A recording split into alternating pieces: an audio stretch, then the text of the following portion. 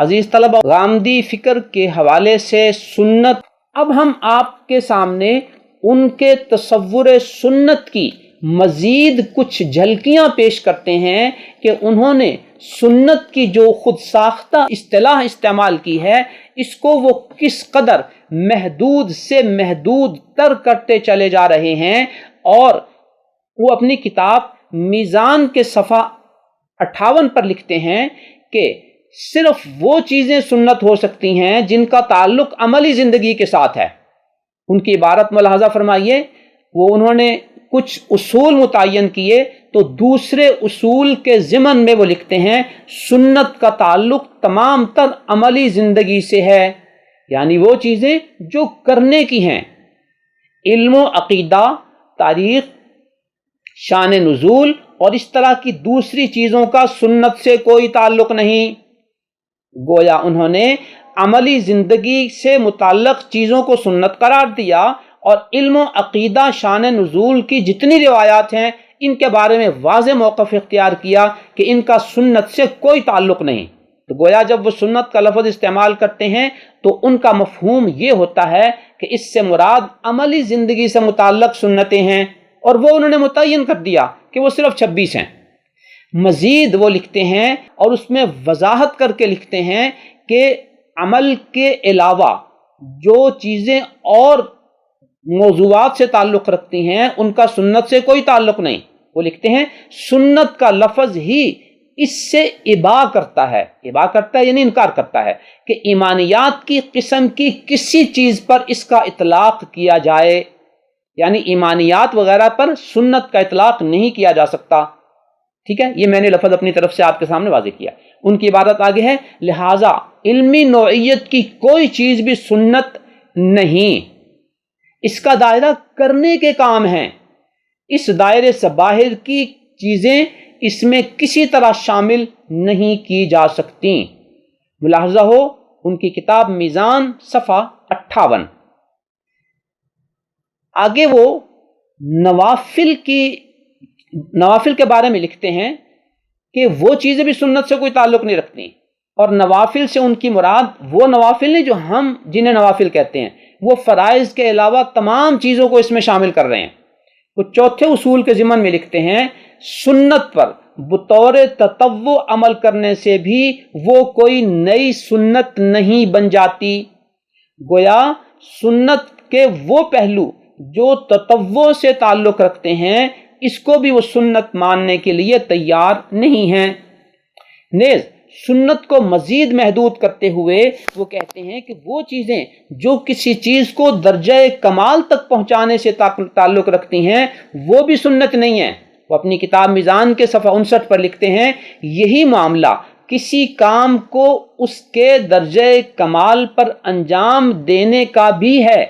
نبی صلی اللہ علیہ وسلم کا وضو اور غسل اس کی بہترین مثالیں ہیں۔ چند سطروں کے بعد وہ لکھتے ہیں یہ سب چیزیں بھی اسوہ حسنہ کے ذیل میں رکھی جائیں گی، انہیں سنت قرار نہیں دیا جا سکتا۔ یہ بات انہوں نے اپنی کتاب میزان کے صفحہ 59 پر لکھی ہے۔ گویا سنت کا لفظ جو وہ استعمال کرتے ہیں اس کو وہ کس حد تک محدود سے محدود تر کرتے چلے جا رہے ہیں۔ اس کے بعد عزیز طلبہ، احادیث شریفہ میں جن جانوروں کی حرمت کا تذکرہ آیا ہے، جن میں نوکیلے دانتوں والے جانور جو شکار کرتے ہیں، اور وہ جانور جن کے بارے میں نبی اکرم صلی اللہ علیہ وسلم نے گدھے وغیرہ کی حرمت کا ذکر کیا ہے، اس کو وہ کہتے ہیں کہ نبی اکرم صلی اللہ علیہ وسلم کی یہ چیزیں یہ سنت نہیں ہیں بلکہ یہ تو بیان فطرت ہے، کہ یہ سب چیزیں فطرت ہی ان کو حرام قرار دیتی ہے۔ نبی اکرم صلی اللہ علیہ وسلم نے ان کو بطور سنت یہ بتا کر حرام قرار نہیں دیا بلکہ فطرت کو صرف بیان کیا ہے، لہذا وہ بھی سنت نہیں ہے۔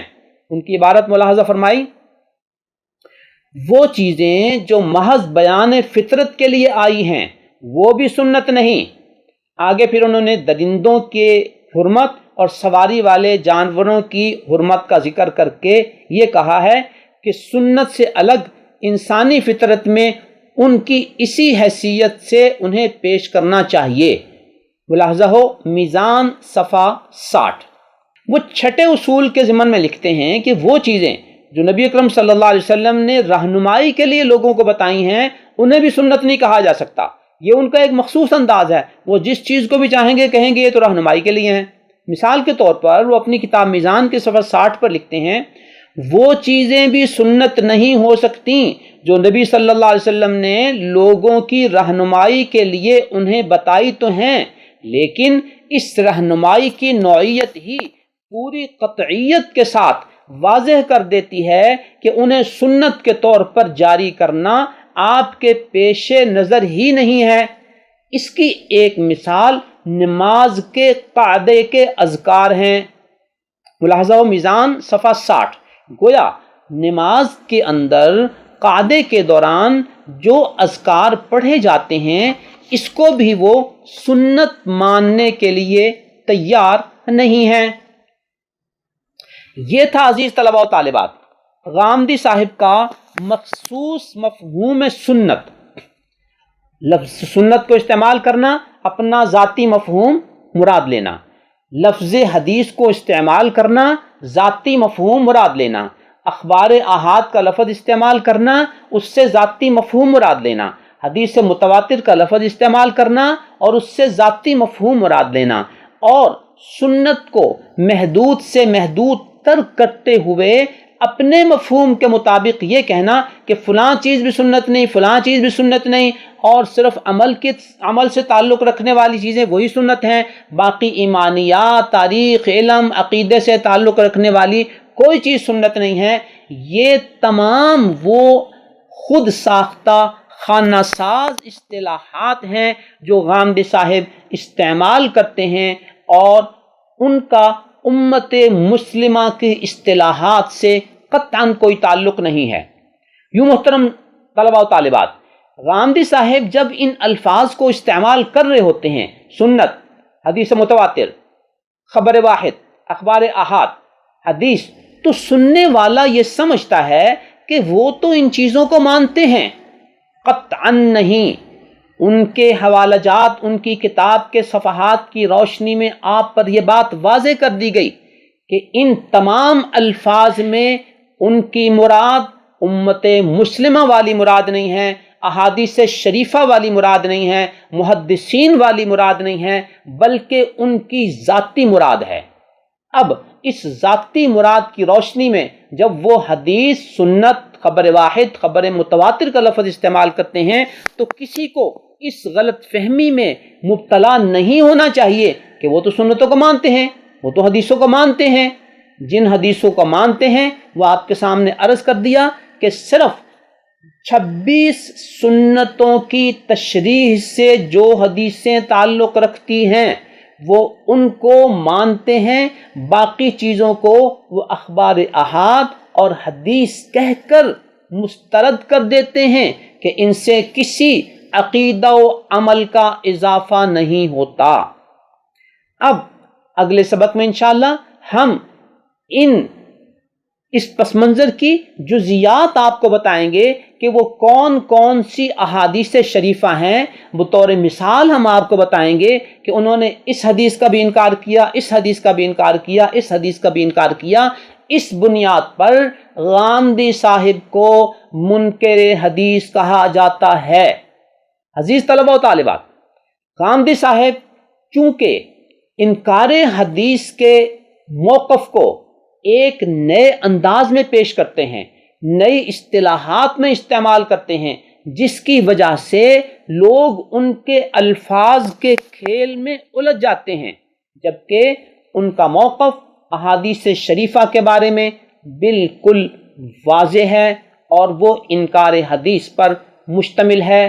اللہ رب العزت ہمیں بھی امت مسلمہ والے ایمان کے ساتھ وابستہ رکھے اور انکار حدیث کے فتنے سے اللہ ہماری آپ کی حفاظت فرمائے. اللہ تعالیٰ ان لوگوں کو بھی ہدایت عطا فرمائے جو انکار حدیث کے فتنے میں مبتلا ہیں. اللہ تعالیٰ ان لوگوں کو بھی ہدایت عطا فرمائے جو ان منکر حدیث سے متاثر ہو رہے ہیں، مرعوب ہو رہے ہیں، یا یہ سمجھتے ہیں کہ ان کے پاس ایسے دلائل ہیں جن کا ہمارے پاس کوئی جواب نہیں. عزیز طلباء و طالبات، ان کے علم کی حیثیت مکڑی کے جالے سے زیادہ کچھ نہیں ہے۔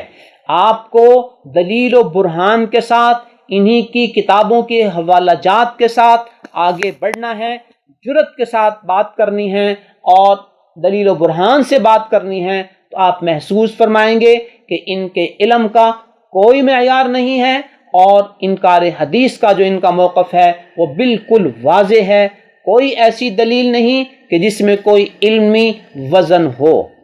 اللہ تعالی ہمیں اس پس منظر کو سمجھنے کی، ذہن نشین کرنے کی اور اس کو آگے پھیلانے اور بڑھانے کی توفیق عطا فرمائے۔ یوں عزیز طلبہ، یہ الحاد کا وہ ایک نیا رنگ ہے، ایک جدید انداز ہے جس نے لوگوں کو اپنے لپیٹ میں لینا شروع کیا ہوا ہے، اور بڑے افسوس کی بات ہے اور یہ لمحہ فکریہ ہے میرے اور آپ کے لیے کہ اب یہ فتنہ ہمارے مدارس اور ہمارے منبر و محراب پہ دستک دے رہا ہے، اور ہمارے مدارس کے اندر اس فتنے کے جراثیم جو ہیں وہ محسوس کیے جا رہے ہیں۔